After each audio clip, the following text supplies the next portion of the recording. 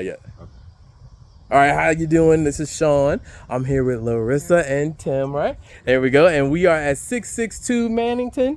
All right, it is a 3-bedroom, 1-bath home. We believe it's around 15 to 1700 square feet. We're not sure if the garage square footage is in there as well. There are some questions that we have on this one because her rehab budget is about 65,000, and getting this one down to maybe about 40 to 45,000, so she has a little bit of wiggle room, may be a little tough and tight. So we did have a heart-to-heart talk about this one, just to make sure, and I want to make sure that Deborah, when you see this one especially, that you can give her some true insight about what she should do on this property. So I'll go through real fast. I'll go through and talk about the questions that we have, so we can give the clearest video as we can. All right, so here we go. All right, so 662 Mannington. All right, so first question was on the left side of the house. The property line, we believe, is this wood fence, but you'll notice we have this chain link fence that goes along the way. And there used to be a nice thick brick or concrete retaining wall that goes from the front all the way down to the back of the house. But you'll notice that it is collapsing just a bit. And so we didn't know if we needed to be able to dig this out, if we have to put a new retaining wall. We just needed to know a little bit of information there. One, so that this doesn't fall into the house, and two, just so that it can, handle water and anything that it needs to take care of. There are 2 trees, one here and one in the back. We know we'll have to take those out just because they are growing up onto the roof line. There used to be a condenser out here as well. Let me zoom in just a little bit. That was gifted to another family, I guess, because it is no longer here. But there was an AC unit, so we're assuming there is a air handler in the attic. All right, so let me pause real quick. We'll go to the side and then we will continue moving forward. All right, so we are now inside, and in this one, we know we're going to have some foundation. We can actually, as we walk this one, we can kind of feel going through that there's definitely a hump in this front room. And you can definitely feel it kind of going downhill here in this front living room area. I do like that we do have vents, so there are at least some type of ducts. I don't know what condition they're in, but there are at least some type of ducts. We will, of course, add some can lights here. We want to add a ton of light. We do have new windows in the front of the house, but there are at least about 8 windows that we have here that we know are going to need to be replaced. All right, so I'm gonna go easy way first. Let's go bedrooms first, and then we'll go the other way. All right, so front bedroom, it's pretty simple. But we do know that some of these windows are not functioning well. So we have, like I said, there's about 8 windows that we're gonna have to take care of. Flooring, of course, is just a simple reset. This one's pretty easy. Put in a fan, take care of, if hopefully foundation takes care of everything else, and then we'll do some sheetrock patches to take care of the cracks in the drywall. Oh, nope. There is one thing we do have to talk about. The electrical panel is here inside the closet, which we know we can't keep there. And so we are gonna have to move this either outside, but I'll show you a little bit later. The actual power line is on the opposite side of the house. So we do need to figure out what's the best option of where to move this panel. So electrical is gonna be something we need to take care of. So we have bathroom number 1. This is the full bath. You'll notice first when you walk in that the toilet is sunken somehow, so we'll figure out what's happening there underneath. Tub, of course, it's basically a simple refresh in this one, but it does need a new window. Add a new fixture. We weren't sure if there are cast iron, but we did not find any clear outs. So we will definitely check that, but I do like the fact that it is pier and beam. Oh, that's security system. Pantry. Bedroom number 2.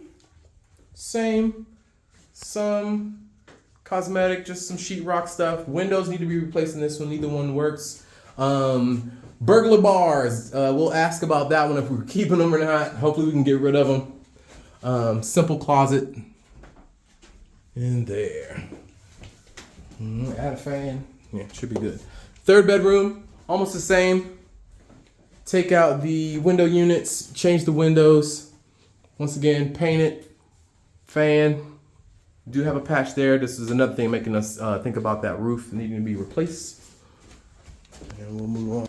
All right, so here's where it gets fun. Deborah loves a good one. Here we go. So, simple kitchen. Nothing too huge with the kitchen. Can lights, of course, give us some light. We do need to change some windows. That one is broken. I think that one's broken as well.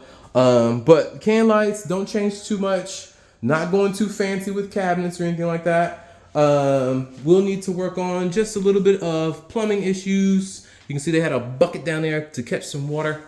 But we'll, of course, take care of that. Now, I'm not sure, but I believe that these next two rooms were an addition. So first, we have our concrete steps that we have here. And it is a significant drop. I don't know, this might be like 2 to 3 feet that you come down to get into this utility room. Water heater, of course, will need to be taken care of because the bottom is rusted. There's no pan, and I do not see a place for overflow if we were to have one. It did have a dryer, and it did have a washer and dryer. Not sure if we can still make this a utility room, but we will definitely work that out.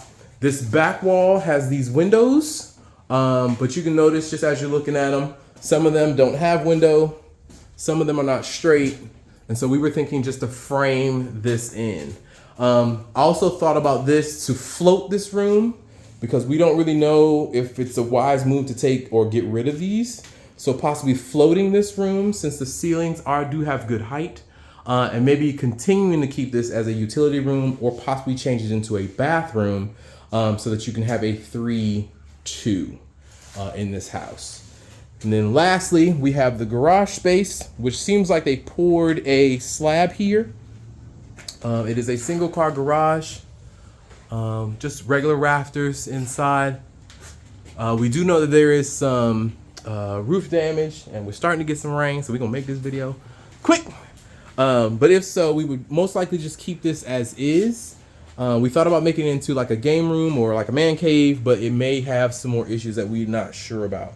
One that we have is here where it is broken at the end, but the outside siding goes all the way down to the ground. So we definitely want to make sure we know about that. All right, I'm gonna run in this rain. Y'all ain't got to do that, but I want to get the back real fast. So hold on one second. All right, so we are outside and I'm walking through. It's starting to rain. And actually rain was something that we really did want to talk about because I have a question myself. This house has like a berm in the back. I don't know if you can see this, but when you move around, the house sits like in a bowl. And so I'm actually glad that it's raining because when you go up this hill and over this, it goes back down into a creek. And then it goes downhill in this way, and the house is actually downhill itself. I don't know where all this water would go, or does it go toward the house? This is a question that I do not know actually how to answer. All right, so I always tell them, even when I talk to Larissa, if I don't know something, I'm gonna tell you. So you'll see the siding does need some help. Those are those windows that I said I would definitely tear out and just frame. I'm gonna try to see if I can move my way around so you can see what we have.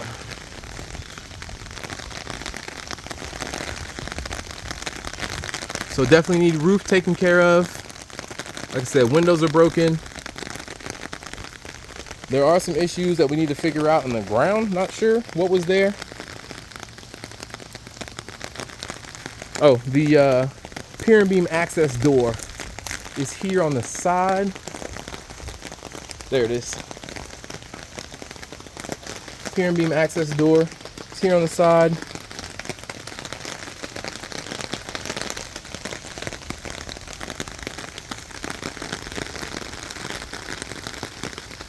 Like I said, I don't want this video to be crazy long. I'm already long right now. I just want to make sure you can see the whole house, because I'm a little worried about her being able to stay in budget on this.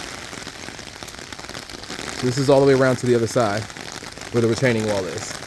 Now, when I told you about that berm, here's the last thing. That berm is tall. I am 5'6", and This literally is coming up to my eyeballs, how tall this is. Okay, so I just don't know. I don't know what we would do with that.